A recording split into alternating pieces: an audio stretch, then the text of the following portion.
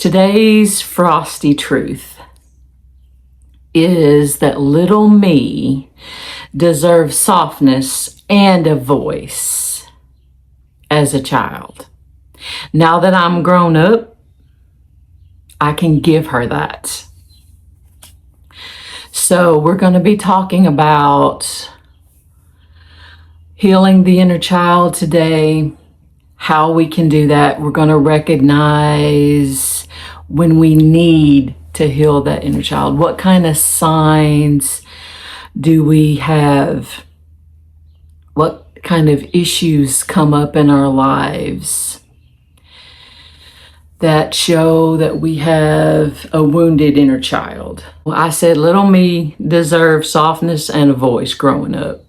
Well, I'm going to be honest. I've said it before. I had an amazing childhood. I have a little bit of trouble relating to this in a lot of ways because I was very fortunate. And I felt like I had the love that I needed, growing up. And I felt like I could talk when I needed to talk for the most part. We were raised different in Gen X. And I do think that some of that does spill over a little bit because parenting styles are different for everybody. Everybody's different. And not everything works the same for every child. So I'm not going to speak to that. I don't have children. Just a little tidbit about me. When I was a child, I was very sensitive in the sense of like if somebody just looked at me wrong, I would get upset.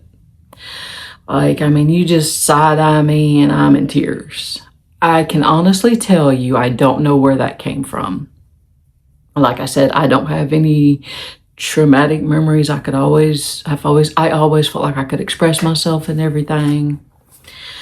But, you side-eye me, I'd get upset. So part of that can be the wounded inner child. And just kind of a little side note, a lot of this wounded inner child stuff is actually kind of buried deep in our unconscious. So I find that very interesting.